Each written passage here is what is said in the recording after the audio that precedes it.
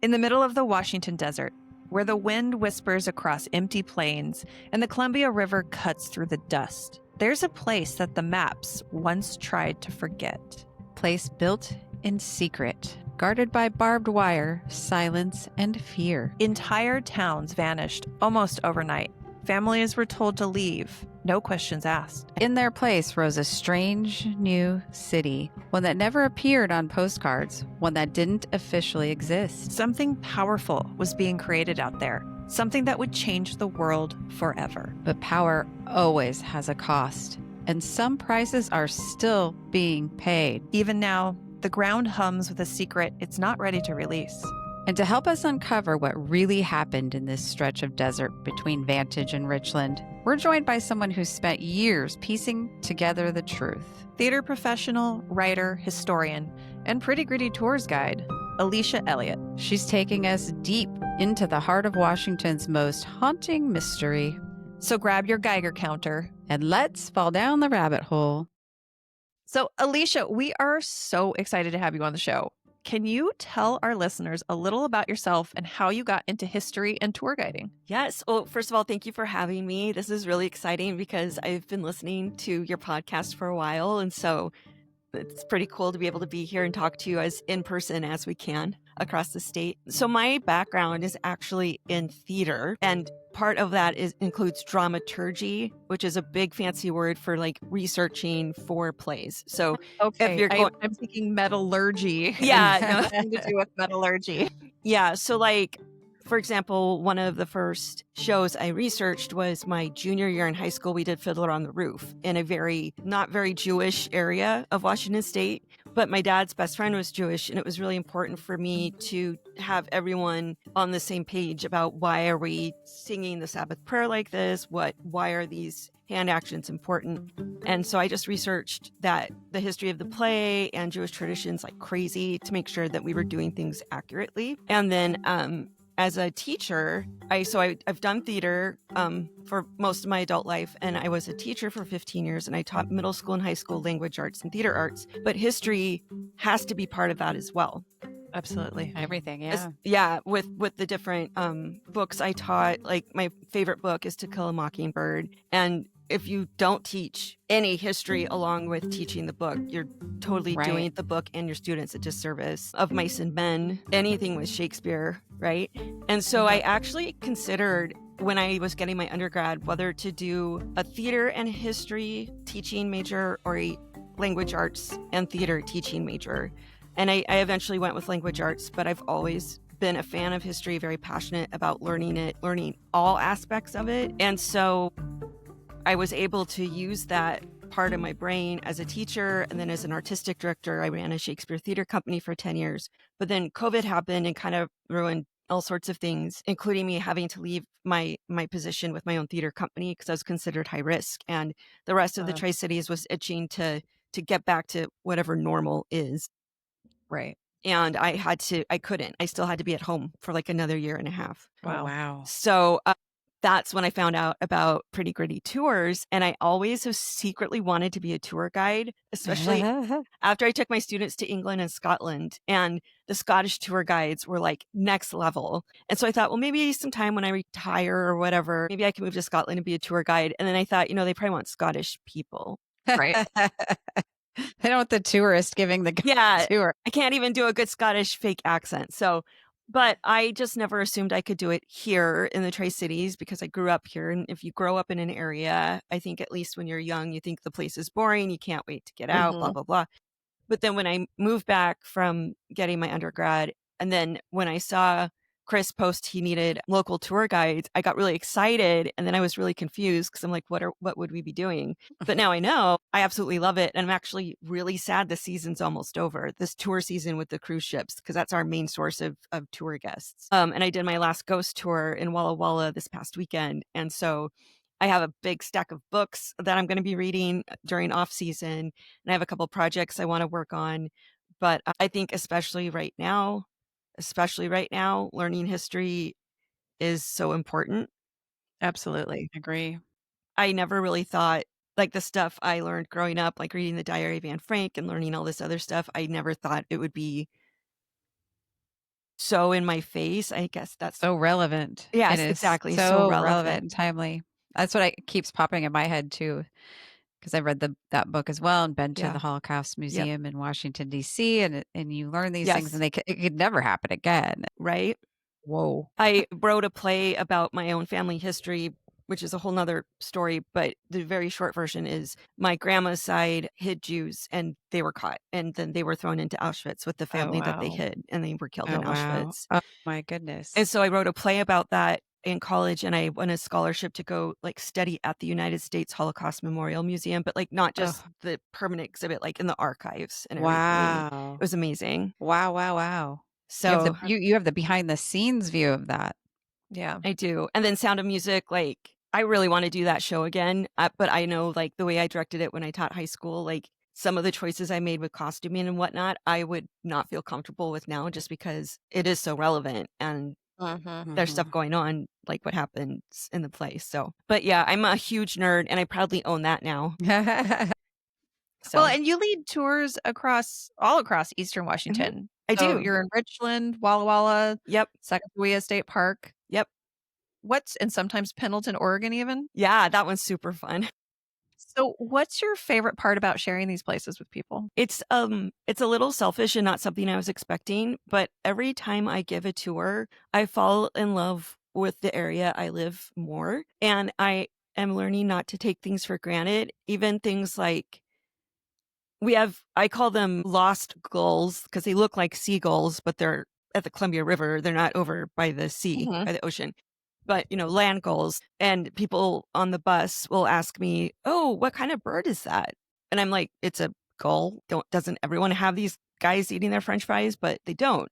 Or, "Oh, what is that?" "That's a grain elevator." And then you find Mm, out they live somewhere where there's nothing like that. Like mhm. in Florida, like I have a lot of guests from Florida and they just are like blown away by there's a desert in Washington State. That's always a surprise. So I always apologize when they wake up. First day in Washington State, if they're on my side of the state, I'm like, you're in the Nevergreen part of Evergreen State. Sorry. Nevergreen. Yeah, it's our cheesy tour guide joke, but yeah, but also learning. I've met so many amazing people, and it's a little sad because I know I'm never going to see these people again ever. Mhm. But I've met people that have worked on nuclear submarines, and I take my guests during the Richland tour, I take them to a sail of the USS Triton nuclear submarine. I've met a lot of amazing veterans with really amazing and moving stories. Sharon Tate lived in Richland when she was a teenager, Oh. Oh, and wow. I share that with my guests, and I've met 2 people now that met Charles Manson. Oh, wow. Wow. I met someone who, like, owns the energy drink Celsius. I met someone who, at the time, was on the board of directors at the Kennedy Center pre this year. I'm sure Mm. he's probably not there anymore. Yeah, probably But not. and everyone's I've met a lot of judges, like state Supreme Court judges, and they're all so nice and so kind, and even they have historians, that are on the ship with them, and sometimes those people will also come on the tours, and they're usually older, and they're usually men, but they've all been really supportive and not trying to, like, take up space when it's my time to give a tour, which I've really appreciated, so that was a Nice. really long answer, but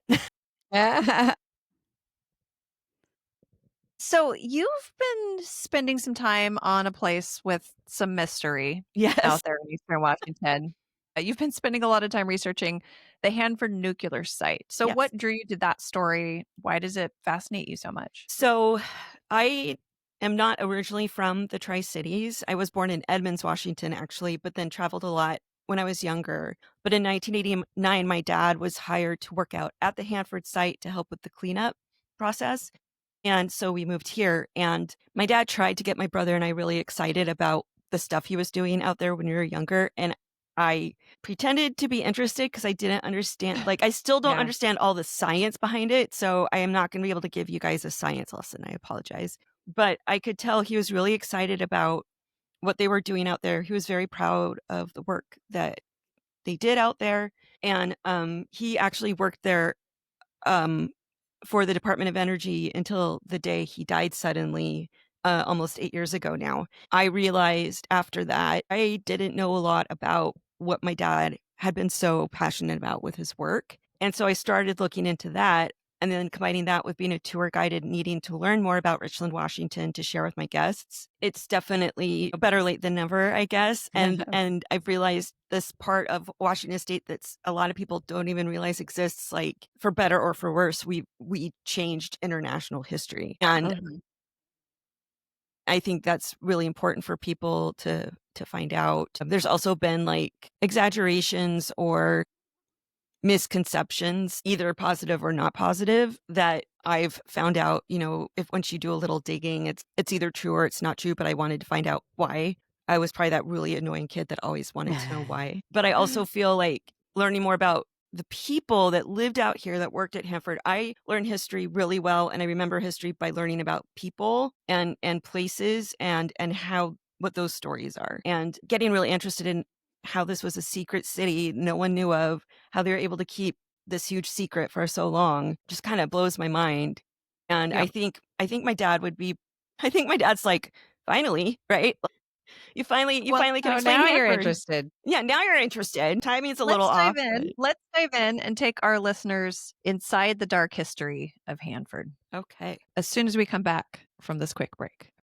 Okay, we are back with Ellicia Elliott, and she is going to take us on a tour of the dark history of the Hanford nuclear site in eastern Washington. All right, Yes. Ellicia. So let's excited. Let's go. Okay, so the Hanford site, as we know now, and the Tri-Cities, especially Richland, Washington, as we know now, did not exist before 1940s. I do want to recognize that before that, there were Indigenous people that have lived here for literally thousands of years. Actually, Kennebec Man, the oldest, most complete human skeleton ever found in North America, who's at least 10,000 years old, was found literally just down the street from my house.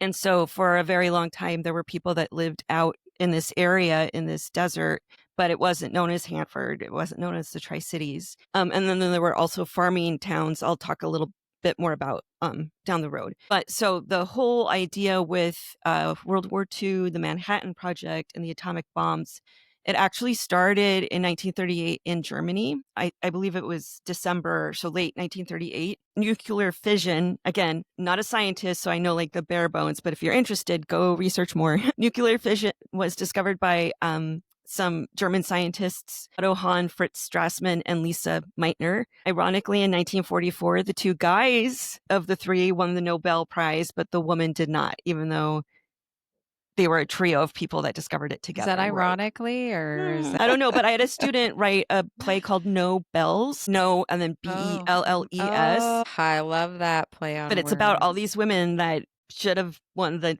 science Nobel Prize, with other people. Anyway, so shout out to Lisa Meitner. They were bombarding uranium with neutrons, and they observed that it split into lighter elements, and that splitting released a ton of energy. And that's eventually what would happen with the atomic bombs.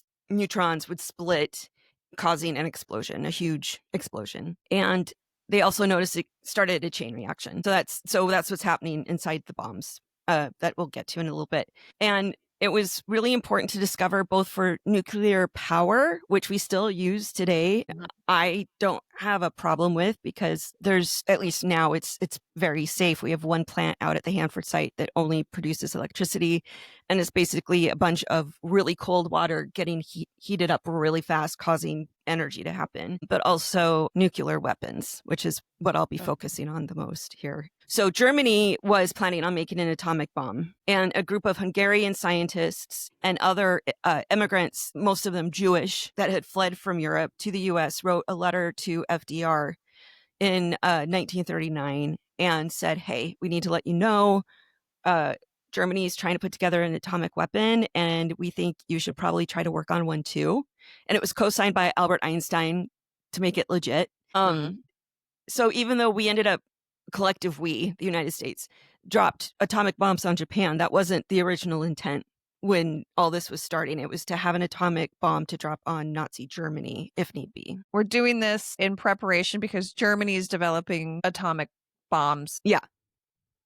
And they're already doing a bunch of crap already, and we need to stop them somehow. Yeah, okay. So not thinking that we were going to be dropping this on the Japanese. Not at all. Not at first. At this point. Okay. Nope. So the Manhattan Project is what this whole plan was called. And when I was younger, I was like, I don't live anywhere near Manhattan. Why is this called the Manhattan Project? Studies at Columbia University, which are in New York. This is where like the initial mind meld of all the scientists and experiments kind of started. And so they've named it after the area where Columbia University is. That's why it's called Manhattan Project. Okay. And it was the US's own nuclear program. They began research in 1939. Depending on where you look at the info, it says that the Manhattan Project officially went from 1942 to either 1946 or 47.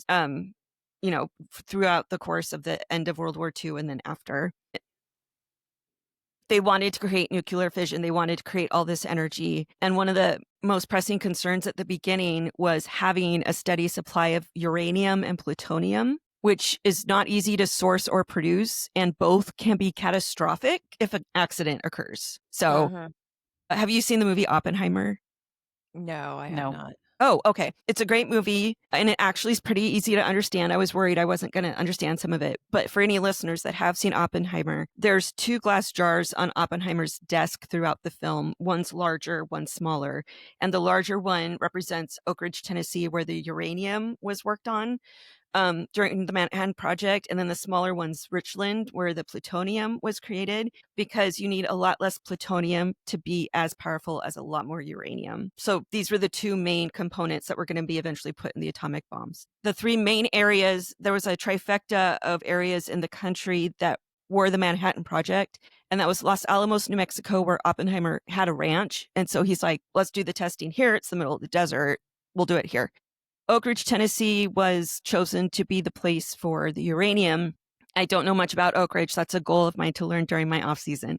But then Richland was chosen for the plutonium. That story is pretty interesting because Colonel Franklin Matthias, he was a civil engineer and an officer, and he was going to be in charge of the Hanford project. So Richland, he stayed up here in Washington State for most of the time. But his boss was General Leslie Groves. Again, if anyone's seen the movie Oppenheimer, that part's played by Matt Damon, if you need a visual.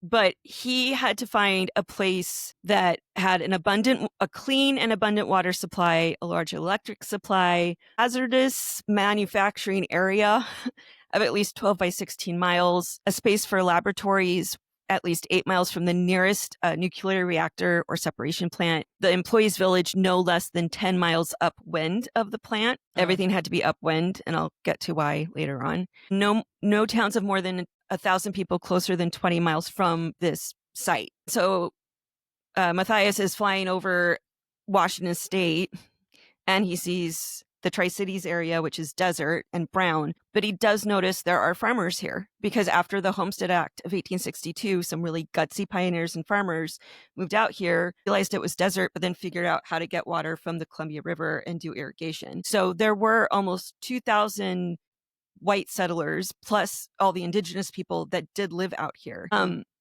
Excuse me. Matthias is quoted as saying the land was far more promising in terms of meager quality of crops and a shabby look to the ranches in the area. Your guys' ranches suck. Your suck. So they're disposable. Yeah, exactly. And he says, a letter to Leslie Groves, he said, I was pleased the total population was small and most of the farms did not appear to be of any great value. Thanks, dude. Mm-hmm. So the house did not look majestic. So therefore there's very little value here. These are definitely yeah, they're shabby. poor. Like we're gonna do these poor farmers a favor and get them out of this disgusting area of Washington State. There's no value to me, so there is no value. Right. Exactly. Fun random fact, if you ever come over this way, Matthias's house is still along the Columbia River and you can rent it as an Airbnb. Wow. So I've shared that with Chris. I was like, hey, history nerd, if you ever want to come over here. Right. Yeah. Gives tours of houses over here all the time. Yeah, there you go. At it. I have a quick question. I recently did an episode on the Grand Coulee Dam, but I don't remember dates. So was this all happening after the Grand Coulee Dam was in place? Right after. Yep. Okay. Yep. And so our area was chosen not just because Matthias thought all these farms looked like crap and whatever, but there was a lot of cold, clear water from the Columbia River, and there was an abundant supply of energy from Grand Coulee Dam. Do you know if when they were building the dam, if this idea was already... I don't think I guess it would depend on who in the Army Corps of Engineers Thank you. You're Thank you. welcome. She listens. I do. The Army Corps of Engineers, like, who knew what? Because only 1% of the people involved in the Manhattan Project actually knew what they were doing, Okay. which also blows my mind. But they either knew about it or quickly right after. So the Grand Coulee Dam began construction in 1933 and was completed in 42. Yeah. Okay, so yeah, like right after it was completed, that's when they started moving in here. So I'm sure by the end of the construction, they were aware of that. Yeah, because I do believe that they were diverting a good portion of the power Mhm. to the Hanford nuclear site. Yep. But I don't know if it was like, okay, before we even finish, we know we're doing this or not. Yeah, I can't say for sure 100%, but I can try It's to a lot find of out. federal dollars coming this way in that short period of time. Yep. So many, and everything happened so fast. So they get this letter. The brainstorming part, I think, probably took the longest. But then once this area was chosen, there were the three farming villages were Hanford, Richland, and White Bluffs, and a lot of local tribes had already been moved to reservations, the Yakima Reservation, Nez Perce Reservation, and then the Confederated Tribes of the Umatilla Reservation after a treaty signed in 1855. But there were still pockets of Native Americans living in this area as well. And so by March of 1943, using wartime special powers, 2,000 people in the area were resettled. And what that meant was you got a letter from the government saying, "Hi, we're going to buy your house from you. Thanks for supporting the war effort." And if you said, "No, thank you," they said, "Yes, thank you. You have to be out in 30 days. Eminent And domain. Too I bad. actually met a gentleman a few weeks ago at the Reach Museum, which is named after the only part of the Columbia River, the 50 or so miles that hasn't been affected by dams by this point. He was a baby. His family was one of those farming families, and he was a baby when their family got kicked off the land, and he still has the letter. Oh wow. Wow. Yeah. So like he doesn't remember that happening, but he grew up hearing about it. So Yeah. they had 30 days to leave, and they did supposedly fair market value, but basically you need to remember by this point, this is generations of farming families. So they have established crops, livestock, all sorts of things, farms, barns, homes. They have a school out there, they have a bank, and they just have to leave. And so that's when some of the other farming communities, like out by Yakima, Washington and Prosser, Washington, that's when those kind of started because these people needed to go somewhere. And then after everyone left, everything got bulldozed down. I think there's the old Hanford High School is a shell, and it's up in like an old bank, but that's it. They tore down everything. They also tore down everything in the farming town of Richland that they felt wouldn't contribute to the war effort. So that's why Richland, out of the three Tri-Cities, Kennewick, Pasco, Richland, we have almost no homes from before 1940s. Oh, wow. Everything was torn down. And another interesting thing, something I bring up on my ghost tours, is if you were wealthy enough, even if your house looked like crap and Matthias thought you weren't doing well, if you were wealthy enough, you could pay out of your own pocket to have your family members exhumed from the family burial plots because they weren't ever going to be able to come back to this land. But by this point, there had been generations of families. So those that could afford it had their family members exhumed and taken to Prosser. And there's a whole farming village section of the cemetery there. But if you couldn't afford it, and or if you were Indigenous, you just were out of luck. Also, if you were Indigenous, you didn't get paid to leave your land. You were just told to leave. So all these people move out. And I think it's important to know that even though maybe they didn't have the prettiest looking homes or whatnot, like they were doing fine and they had figured out irrigation, and now they had to do this to support the war effort. And they'd figured out irrigation, meaning that they put a lot of time, money, and effort. Yes. That was a lot of manpower to get water to where they needed it. And now, poof, Exactly. right along. But that Wow. irrigation, hey, Manhattan Oh, Project. thank you for that irrigation. Right. Yeah. Thank you Right. for getting that set up for us. For us, we'll just take it from here. Yes. So us locals call it the site or the reservation or the Hanford site or the Hanford reservation, or sometimes we'll just say out in the area. Do you work out in the area? The area.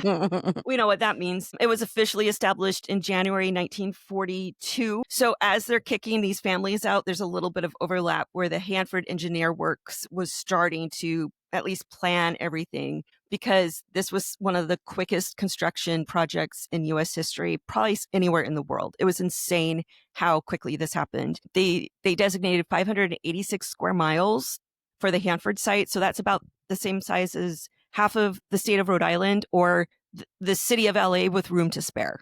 Wow. Lots of space. It's desert, so there's only 7 to 9 inches of precipitation per year. That's going to Wow. come in. That's going to be important in a little bit. The construction project got underway and ads were sent across the country advertising for a war construction project with an attractive scale of wages and living facilities. And I'll talk about those living facilities in a minute. They did get paid well. And people that were hired, first the construction workers and support workers, but then engineers and scientists, like they were getting paid really well. And they had a lot of incentives that other people during the war did not have. So lots of really good food, plenty of steaks, plenty of turkeys at Christmas, plenty of free entertainment from big name celebrities that got flown in here in the middle of the night and then taken back out. They really wanted to keep the people there. And most of them stayed there, but there were a few other issues. Yeah, So, it behooved them to keep them happy. exactly. You don't want disgruntled workers going off and maybe flapping their loose lips Exactly. about what's going on. Real quick, one thing that's interesting is the Grand Coulee Dam project had already displaced thousands of farmers and indigenous people on the other side of the dam. And then here we are doing it again. The dam. Yep. Yeah. And if the dam hadn't have been there, this project wouldn't have happened there. Right. Exactly. So the dam damned the damn Damn. desert. And all the many damn people were times. damned. We should do like, how many Damn, times damn, can we damn. say damn? And we can make it into a drinking game. That might be dangerous though. Yeah, when I was growing up, my dad was working on a project on one of the dams up here. And, you know, as a little kid, I just thought it was the best thing in the world that I could say, Dad's going to do his damn job. His damn job. Yep. Same. I Okay. mean, my dad didn't work at a dam. At first I was like, oh, you know, I felt like I was getting away with something. So August 1945, by this point, 554 buildings have been built at Hanford. And that Wow. included 3 nuclear lot. reactors, 3 Jeez. plutonium processing facilities, 64 single shell, that's going to be important later, underground waste tanks to be used in chemical separation. And when people first moved out here, a lot of people think, oh, they moved into the alphabet homes in Richland. They did eventually. But at first, everyone lived at the site. Which is also going to be a problem for down the road. But there were dorms, barracks, mess halls, an auditorium, baseball fields, and the world's largest trailer park at the time, over 1,000 trailers. Wow. And each trailer, if you were married and had kids, you could get a trailer instead of a dorm. But it fit, this cracks me up, 3.7 people comfortably. So I don't know what happened to the rest of the fourth So either person. you had some extra room or you Yep. were Or you're cramped. And it was known as Camp Hanford, and it was a military base. A couple random fun things I share with my guests is the only dorm surrounded by barbed wire was the women's dorm, because the dorms were segregated by race and gender. And at first I was like, excuse me? It was to keep the men out. Yeah. Mhm. So, Barbed wire to keep the men out. yep, That is, it's important. No Like they're fraternizing. wild animals. Yep. so Well, some things have not changed. no. We need more barbed wire, I guess. But another thing that Oppenheimer was really passionate about was especially these engineers and scientists, you had to bring the entire family out. So you had to provide schooling, you had to provide social clubs or whatever, because unlike like having someone being sent off in the military to fight in a war, I know I'd have a problem if my husband was like, hey, so I just got hired for this job. I don't know what it is. I don't know where I'm going. I don't know when I'm going to be back. See ya. I'd be like, hell no. So they Mhm. brought the entire families out there too. Well, I could imagine too, there would be pressure on those families that were left behind. Yes. Either pressure could be brought to bear on them, they're more vulnerable, Mm-hmm. or frustration and disillusionment could cause them to start prying and questioning and talking in a way that would be detrimental to the secrecy of this project. Exactly. And it still blows my mind how they were able to keep this secret for so long. The newspapers from that time, up above on the top, it would say like confidential, does not leave area. Like you couldn't, if you were born during this time, either at Camp Hanford or eventually Central Richland, you didn't have that name on your birth certificate. You had like Seattle or Spokane, or this one cracks me up, sometimes a P.O. box. Oh, wow. So it was very, very top secret for a long time. Something that they did well out at Camp Hanford, because there were no trees. There was nothing out there. They had torn down all the orchards that had been out there that the farmers had. They used tumbleweeds as Christmas trees. Oh, Oh, gosh. wow. They take, How depressing. we have photos of tumbleweeds in people's homes with Christmas lights on them. I mean, I guess you got to do what you got to I do what you gotta do. I A just little keep thinking spirit. fire hazard. But Yeah. Yeah. They weren't worried about that back then, no, they weren't Remember, the worried about baby clothes were radiation back then flammable. either. right? I mean, we're not far off of the time where they would bathe in radium waters and drink True. radium And water lithium and yeah. all that. Yeah. So there was one thing though that would cause people to leave, and it was usually, was it en masse or like in large groups, and these were called termination winds because we do have a lot of wind here, especially in the spring. And back when there weren't as many trees, it still is a problem, but not as bad. There'd be huge dust storms, and people would be sweeping inches of dust out of their trailers, or they'd have like a bunch of sand in their teeth. And so there'd be something called termination paychecks. And if they were just like, I can't do this anymore, I'm done. First of all, they told me I was moving to Washington State. This is not Washington State. This is not the Washington State I've heard of.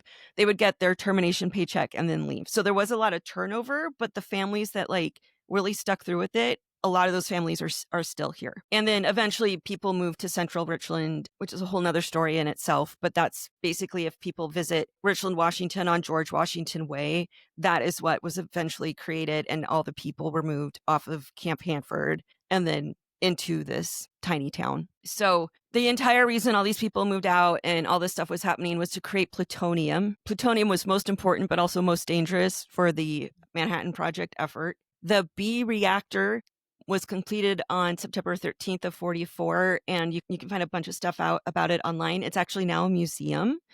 And it's part of the Manhattan Project National Historic Park. And my dad really wanted to take us there when they started offering tours, but I was pregnant and I was really nervous because I was like, this was a nuclear reactor, right? Well, they took anything in it that had been, one reason it didn't open as like a museum for so long was huge, just making sure everything's safe. And I trusted my dad, but tours are free, but you have to like sign up online and include your social security number. And they do like a security clearance check. And it's like, wow. But it's really cool. And I really want to go back now that I know even more about this. But ironically, it only took 18 months to build the first reactor, the B reactor, but it's taking 2 years to replace the roof. Wow. Which is why it's closed right now. And so basically what would happen, if you look online, there's, and I can include some links if you guys want to add them to this episode, but there's this huge wall of tubes, huge, full of tubes. And these tubes, they're all kind of like Russian nesting dolls, but they're tubes within tubes within tubes. And in these tubes, you have uranium and aluminum, and that at really high temperatures, plus the cold water from the Columbia River, 30,000 gallons per minute. I'm not exactly sure, again, science, how this all worked, but the end product was weapons grade plutonium.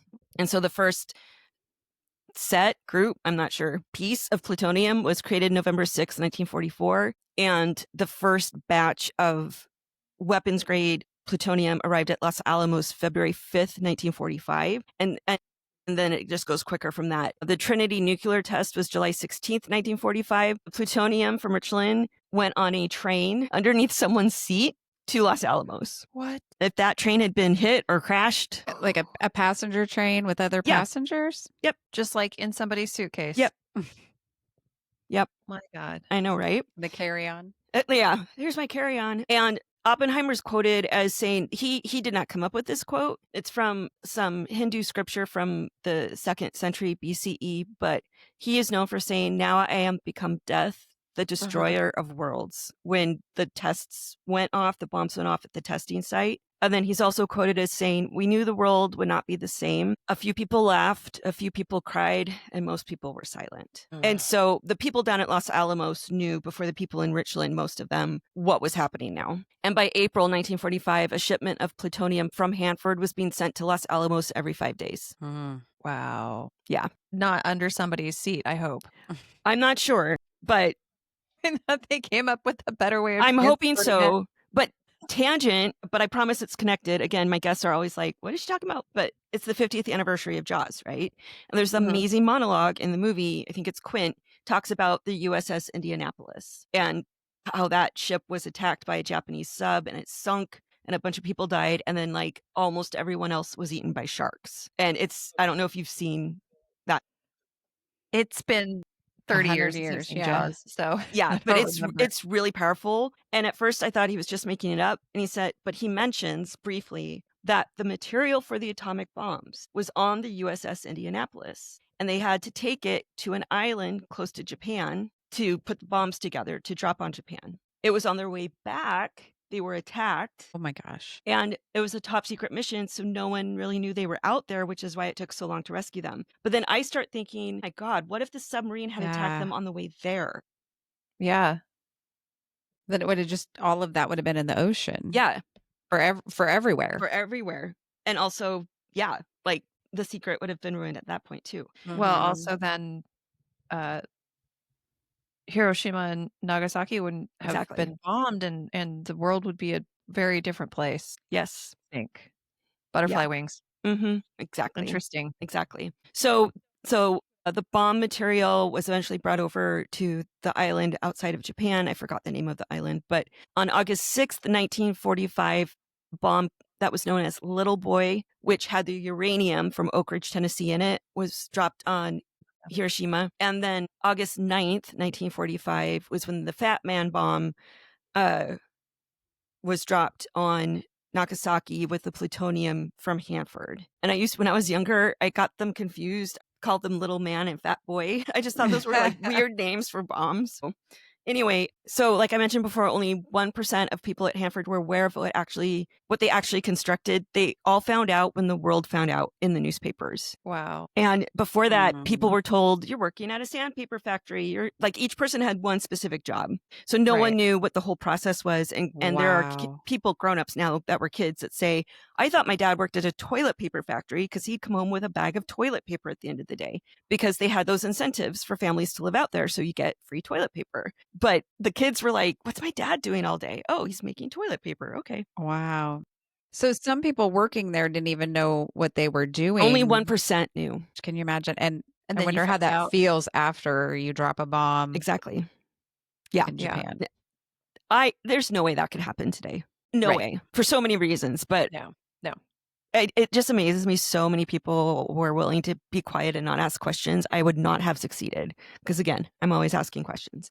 August 15th, 1940. You would have ruined the whole thing. I know. I would have ruined the whole damn thing. And we wouldn't be here talking about it today. August 15th, 1945 is when the Japanese emperor announced Japan's surrender. And then the surrender was officially signed September 2nd of 1945. And one of the researchers, I read some of his stuff getting ready for this episode. He's like, and then wouldn't it have been great if everything had been peaceful and we would have moved on?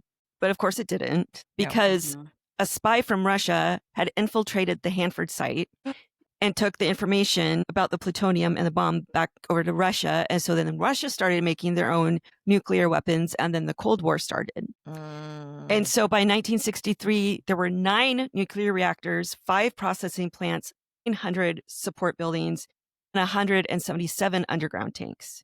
So this small amount, it wasn't really small. It was one of the biggest construction projects ever in U.S. history. But what they had for World War II, they basically almost doubled in size for the Cold War. And from 1944 to 1987, Hanford produced 67.4 tons of plutonium, 54.5 which were weapons grade. And most of the United States' current 60,000 nuclear weapons came from Hanford. Wow. Yeah.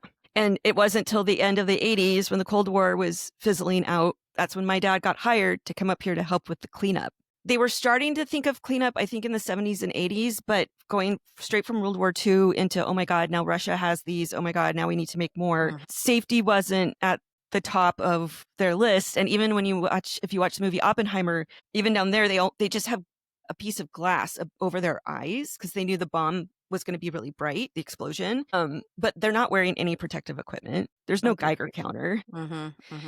So most of the reactors closed by 1971. The last one creating any kind of plutonium was shut down in 1987. And all of them except the B reactor, which is now a museum, they've been cocooned in steel and concrete, which in theory, I use a lot of air quotes when I do my tours, will allow radiation to slowly decay. Research says 75 plus years, but the half-life, which is a rate of how the plutonium decays, is thousands of years. So if there are people still here in 2,000 years, there will still be something for them to clean up at Hanford. Yeah. Wow. So the health concerns, all that stuff, people started finally focusing on in the late 80s, 1980s. The Washington State Department of Health and Hanford Health Information Network, which was a citizen-led group, they did a bunch of studies publishing information about those living downriver or downwind that were exposed to radiation poisoning. So remember, the employees, one of the requirements that Leslie Groves gave Matthias was they need to live upriver or upwind. But downriver, down by like Umatilla and Hermiston, Oregon, places like that, that wasn't a concern. Did they just think it was far enough away that they wouldn't be affected? Yeah. But you've got all this nuclear waste now in single shell tanks in the ground. Leaching Next- into groundwater. To the Columbia River. Mm-hmm. So you mentioned how many salmon were killed and can't exist anymore because of the Grand Coulee Dam. So between the 14 dams on the river and then some of the leaks from Hanford, there's like not, I mean, there's still fish, but what they are trying to do now at the Hanford site, which I want to acknowledge, is that there's a lot of work with Indigenous groups to replant the native plants that were there to restock the river with fish. All the 5th grade classes here do a salmon release day where they get a baby salmon in their classroom and they put them in an aquarium, and then they all take them when they're big enough and they go down to the river and they release them. So like there's, Oh, that's amazing. yeah, it's really cool. So there's definitely some good things happening. Still, there was an increased risk of various cancers, thyroid issues, and birth defects. There were lawsuits, some of the biggest ones in 2005 and 2015, but the damages awarded were low. And so since 1989, 1990, the focus has been cleanup, and it's been quoted as being the biggest cleanup operation in history in the world. Wow. Like more than Chernobyl, more than these other Fukushima. places. Yeah. Is that because it's necessary, or that we're just doing a better cleanup or a bigger cleanup? I think a little bit of 'Cause both. Chernobyl and all that seems like a pretty big cleanup, right? Yeah. Are they just not doing it, or? Well, that is interesting. I can't say for sure, but when we go visit the nuclear submarine during one of our tours, we talk about the core reactors that powered those subs. And due to a treaty with Russia and Japan, these core reactors have to be taken up to Hanford and buried in a trench, but they're not buried. They can't be buried completely because Russia or China, through a treaty, need to be able to fly over at any time to see how many we have. So I have a feeling, at least nowadays, that there is a much more serious intent on cleanup over here, which is one reason why moving here as late as I did, and then what the focus has been on, I feel pretty safe. Like I joke, I don't glow in the dark, at least that I know of. I haven't grown a third eyeball, but people who have been here a lot longer than me, there have been health issues. Yeah. Did they ever track the original workers to see what their health outcomes were? Not really. Yeah, I wouldn't imagine, like, we're talking the 40s. Yeah, no, I don't think so.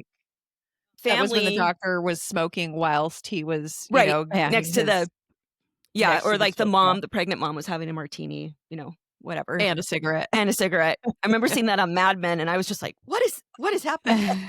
So the cleanup to present day, every once in a while, you'll hear something in the news if something weird happens out there. So for example, 8 years ago, Ronan Farrow actually came out and did a big story on it. BBC's been out here, NPR, PBS, CNN. 56 million gallons of toxic waste, which is enough to fill 85 Olympic-sized swimming pools, is currently left in the underground tanks. So 56 million gallons. Oh, wow.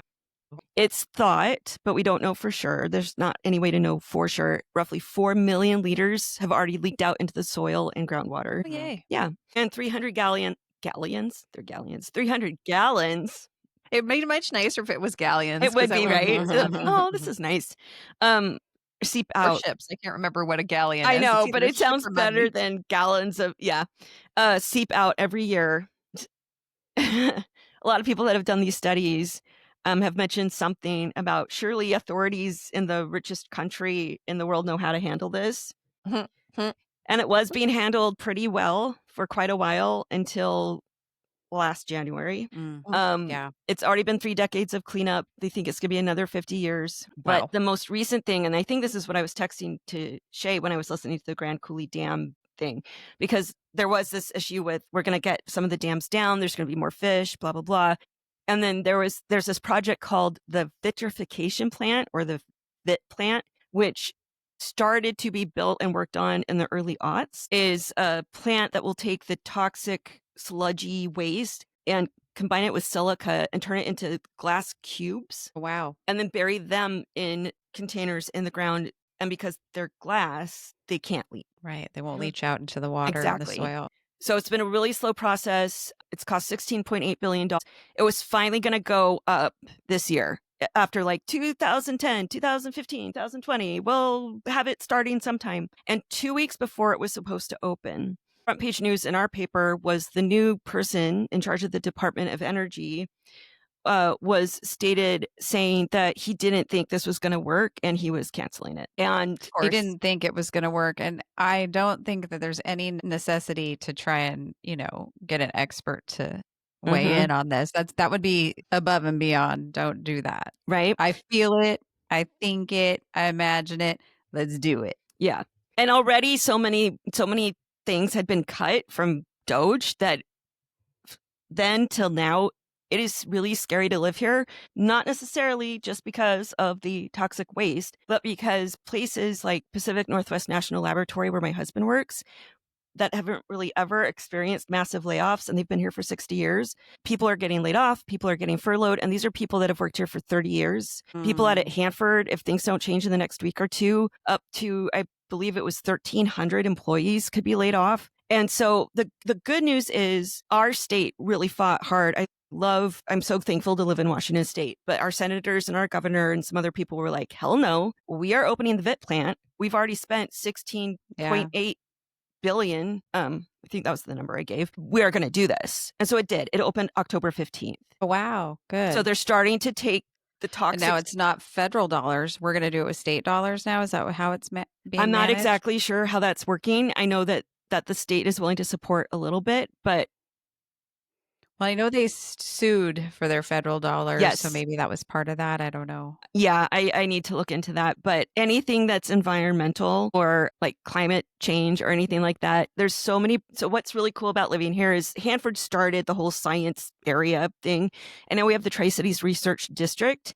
And that's where the national lab is in Hanford. And Richland has the highest percentage of people with PhDs they've brought in from all over the world to do all sorts of projects like finding cures for different cancers or helping with climate change. Or there was one where a group of people, it was top secret until just about a month ago, had created a way to restore power to like the hospitals and maternity wards and homes in the Ukraine after they'd been bombed. So like really important stuff, but anything that's humanitarian or environmental now does not have funding. Well, this new Department of Energy guy, Chris Wright, has a bachelor's degree in mechanical engineering and a master's in electrical engineering. But his big thing is he founded the publicly traded oil field services firm Liberty Energy, which fracks 20% of the onshore wells nationally. It's a $3 billion company involved in nearly 10% of the United States total energy production. He said things like, there is no climate crisis, and we're not in the midst of an energy transition either. So this is the guy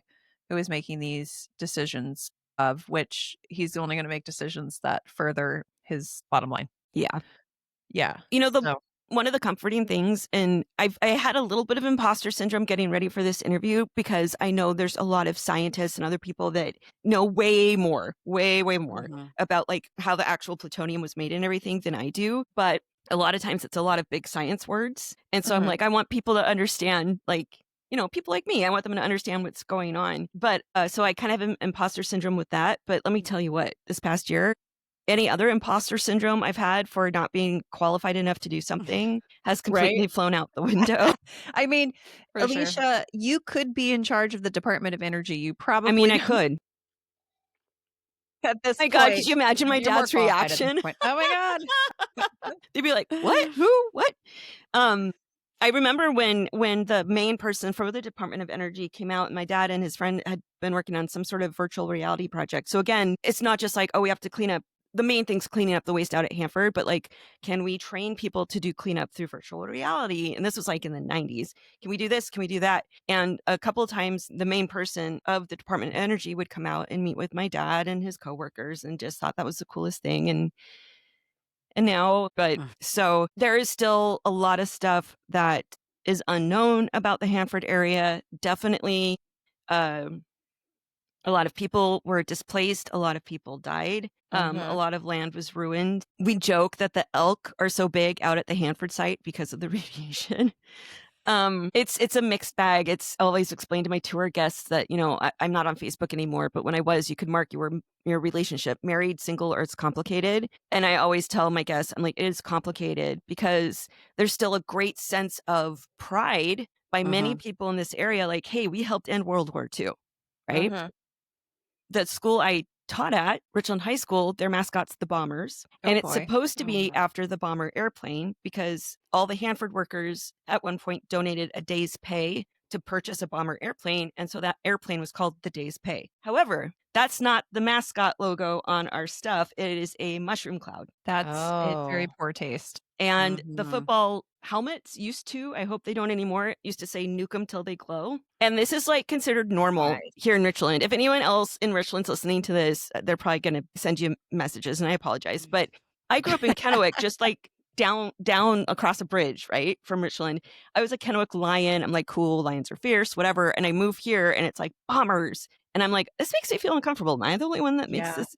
And the first time I took students to Seattle on a field trip, I wanted them to wear Richland High gear so I could find them, right, in field trip. And people started yelling at them. And then I went, crap, like, this is upsetting a lot of people. Oh, yeah. Gosh. And then I'm stuck in this place where I understand the scientific discovery and the pride in helping end a war. But like, my dad worked out in the area, but I also have an uncle whose family was in internment camps. And there are people here trying really hard to be a sister city, there we go, with Nagasaki. And like, this was just, they think, the 80th. I don't like the word anniversary, but like acknowledging it's been so many years since 1945 that the bomb dropped. But there's still a lot of pride that I feel can be kind of toxic. And so not only is some of the ground toxic, but like some of the attitudes around here are toxic. Well, I think people forget the human lives lost because it wasn't Americans. Exactly. That they think that the 150 to 250,000 Japanese people, most of them innocent civilians that had no stake in the war other than the fact that they lived there, that is a just fine price to pay. So being proud of that, I don't think you should be proud of having a part in killing that many people. Maybe saying, things could have been a lot worse. I guess that's the idea. But it's still the people, the death toll is not something to mock with nuke 'em till they glow. Like, I think that's disgusting, personally. Sorry to everybody in Richland, but that's just disgusting. And like I said, I don't think that's on anything anymore, but the mushroom cloud is. Now, before the bombers, they were the beavers. And when I taught at Richland High, one year the ASB made these cute little like stuffies or stuffed animal beavers in a bomber outfit, like a pilot bomber outfit. Oh, right. Like, why can't we do that? That's amazing. Cute. So they were the beavers. When did they become the bombers? So Richland High's been around before. But it was Columbia High. And I don't know exactly the year, but after the bomb was dropped and everything like that. And then they used to have Atomic Frontier Days. There's some amazing podcasts that people had come into Richland a few years back and actually like recorded the parade and some other things and I was just kind of, I've lived here most of my life now and I'm still kind of just, I can't wrap my head around it. And it's really interesting to share it with people from all over the country, sometimes even all over the world when they come here for tours. I think it reminds me of like the Confederate flag. Yes. Like we're still carrying, we're proud of that. I mean, I was in the South a couple of years ago for a wedding and it was held at a plantation and the bridal suite was where they kept the slaves. In fact, I said, this is a weird house. And they said, oh, this is where we used to keep our slaves. And I was like we used to what? And now we're making this, this is a venue. Much like you, like, oh, the bombers, what are we doing? I was much shocked, but I think that we have pride in our wins. I guess that wasn't really a win. They lost that war. To not acknowledge how you got there is just, or why you were there is, it's really gross. Like Shea said, you can have some pride without being so crass and to totally ignore human life because it doesn't look like you. And it's interesting. Right. Because they don't live here. Or maybe they don't look like some of us. The number's just astronomical. And then I think Shea mentioned, or maybe it was Jody, you said something about like most of those people they were living in Japan. Like they had no control over what their government was doing. Right. That was Shea. And I feel that way a lot now. Like people hate us. Hate us. And Yeah. could I mean, the do Canadians anything. don't hate us. Canadians. Yeah, we love the It's not me. Canadians. We love you, especially in Washington State. I'm so sorry. I know. I never saw that coming, actually. Out of all the things I panicked about on November 5th last year, attacking the Canadians was not on my list. There's a lot of stuff that was not on my bingo card where now I'm kind of like, who the hell knows? I'm headed to Japan in a couple of weeks, and oh, cool. You know, Captain Cankles was just there. I know. And there were protests, Japanese people protesting him being there, and I felt really good about that. I don't know when I go over there and I say America Jindes, you know, what kind of reaction I'm going to get. Do I need? I should learn how to say. I learn how to say I don't like. Just wear a shirt that says just FDT. Yeah. Trumpson Suki Janaides, I guess. American but not proud. American but don't hate me. Just go over there and say Canada Jindes. Didn't vote for this. If you add A to the end of some of your sentences, I think you can do it. Canada. Yeah, there you go.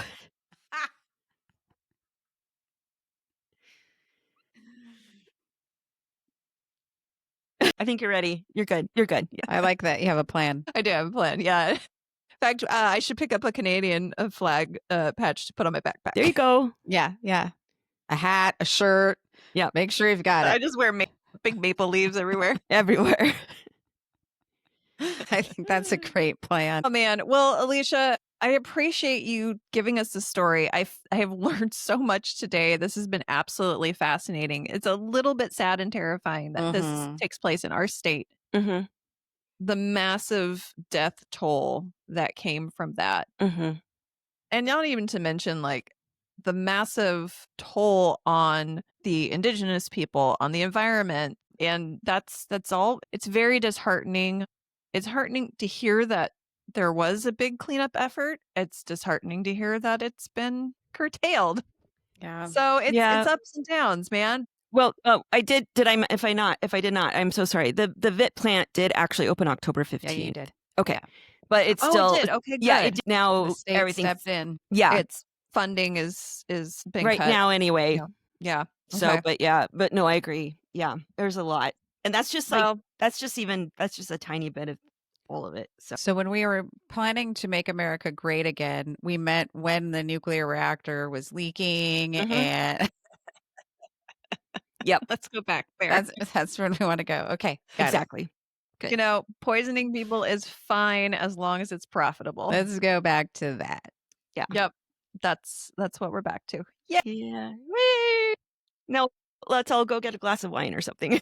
Canadian Jindes. It's the only way to survive. I know. Well, Ellicia, I really appreciate you coming on and telling us this story.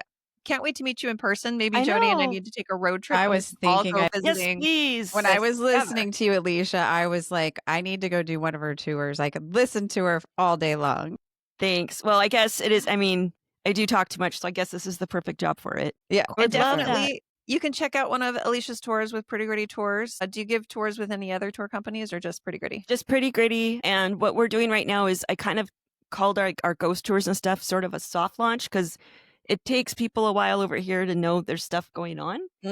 And so people are like, oh, a ghost tour? A what? So what we would love to do is do more local tours.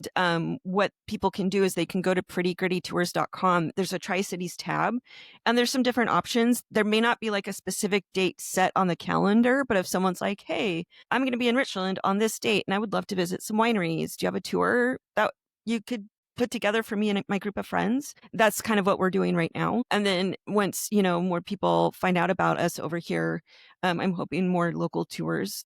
I love the ones with the cruise ships, but doing some more local tours and getting other local people or people within our state excited about what is here would be fantastic. Yeah, absolutely. And you can always email Pretty Gritty Tours. It's just prettygrittytours@gmail.com. So if, like she was saying, if you go to the website, there's not a tour on the date that you're looking for, email prettygrittytours@gmail.com and you can get a tour set up. But definitely if you're going to be in the area, check out a tour with Ellicia. Yeah.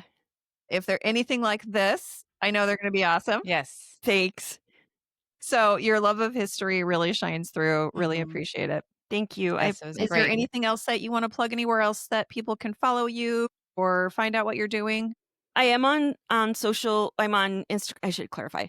I'm on Blue Sky and Threads and Instagram at Ellicia Elliott, but we should include that in the notes for this episode because my name is spelled really interestingly.